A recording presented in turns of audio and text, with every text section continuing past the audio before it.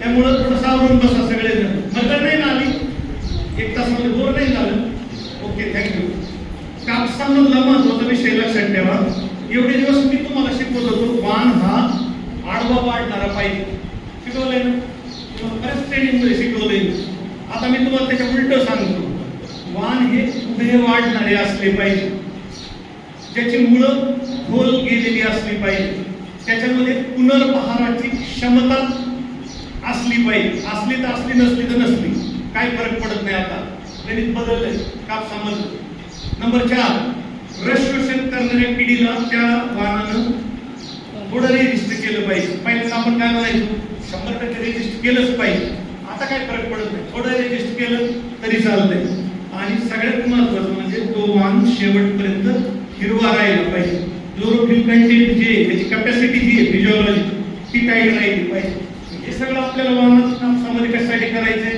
Number 1, NFSA नावाची आपली जी संज्ञा आहे, कशाला म्हणायचं, राष्ट्रीय अन्न सुरक्षा अभियानामध्ये कडधान्य आणि तेलबियांबरोबर माननीय पंतप्रधान महोदयांनी 3 वर्षापूर्वी कापूस हे पीक टाकलंय. त्याच्यामध्ये सगळे गणित बदलून टाकलेत कापसाचे आणि एक नवीन पद्धत कापसामध्ये सुरू झाली. त्याच्यावरती मी 3 वर्ष झालं काम करतोय. त्याचा 2 मिनिटात डाटा सांगतो मी तुम्हाला.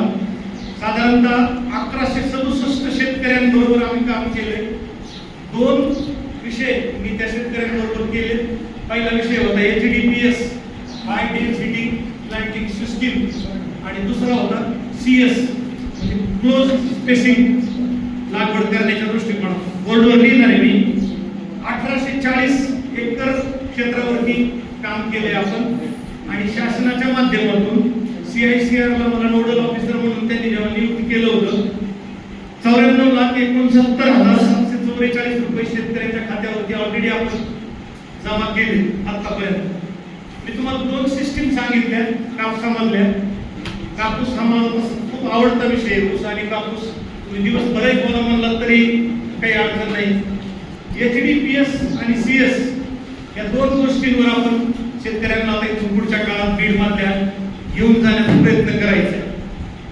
साधारणतः त्या दोन्हीमध्ये फार डिफरन्स आपल्याला ठेवायचा नाही, कारण शेतकरी ऐकत नाही. बघितलं आम्ही 3 वर्ष कंटिन्यू आताच माझे सगळे सहकारी आणि आम्ही प्रयत्न करतोय, ऐकत नाही. साधं गणित मी तुमच्या समोर मांडतो म्हणजे तुम्हाला लक्षात येईल. तुम्ही जर कापूस 3x3 वर लावला तर 4800 झाडं बसतात. 3x2 वर लावला तर 7200 झाडं बसतात.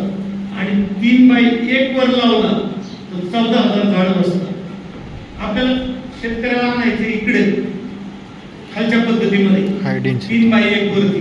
तुम्ही त्याला 3x1 वर लावा म्हणला, इथं जर तुम्ही 3x अर्धा केलं, माझ्याकडे असे पण शेतकरी होते 3x अर्ध्या वर किती काढत असते.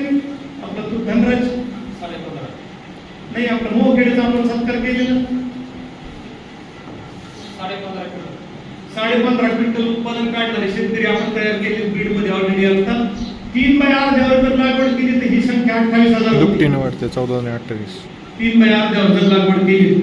आता एवढे दिवस आपण काय म्हणायचो शेतकऱ्यांना, कापसाची लागवड केली तर बोंड असले पाहिजे शेतामध्ये. तुझ्या एका झाडाला किती बोंड आहे तर तो सांगायचा 60 आहे. मग आपल्याला पण मला टाईट वाटायची. 60 गुणिले 48 जर तुम्ही केलं तर 4.5 क्विंटलच उत्पादन येतं. आपल्याला त्याला न्यायचे 10 क्विंटलच्या पुढं. आणि म्हणून कापसामधली जी क्रांतिकारी गोष्ट आता सध्या आपण शेतकऱ्यांना सांगायला चालू करायची, उत्पादन वाढवायचं असेल तर अंतर कमी करणे पहिला मुद्दा, ज्याला आपल्या भाषेमध्ये HDPS किंवा CS असं म्हणतात. याच्यामध्ये अंबाजोगाई तालुक्यामधले जेवढे माझे सहाय्यक कृषी अधिकारी बंधू भगिनी आहेत त्यांच्यासाठी टार्गेट येण्याची शक्यता आहे.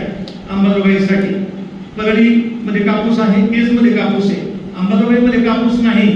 शासनाचं धोरण हे आहे की ज्या तालुक्यामध्ये कापूस नाही त्या तालुक्यामध्ये कापूस आपल्याला रुजवायचा आहे, कारण त्याचं उत्पादन वाढवायचं आहे कापसाचं. आणि मग ते उत्पादन वाढवण्याच्या दृष्टिकोनातून, कापूस रुजवण्याच्या दृष्टिकोनातून आपल्याला हे जे तंत्रज्ञान आहे HDPS आणि CS तंत्रज्ञान याचा आपल्याला वापर करायचा आहे. दुसरी गोष्ट आली कापसामध्ये गळफांदी छाटणी तंत्रज्ञान, ज्याला दादा-लाड टेक्नॉलॉजी असं म्हटलं जातं. हे दादा-लाड टेक्नॉलॉजी काय आहे? साधं गणित आहे, तुम्हाला पण माहिती आहे. कापूस उगवल्यानंतर साधारणतः 30व्या दिवशी कापसाच्या ज्या खोड आहे त्या खोडामधून 2-4 फांद्या अशा सरळ निघतात.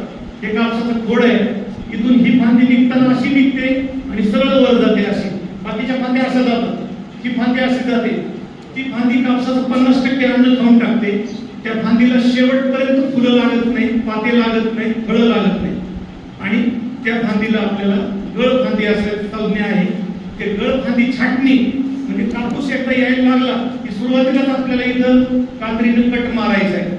आम्ही ऑलरेडी या कित्येक शेतकऱ्यांना या बाबतीतले प्रशिक्षण दिले, शिकवले.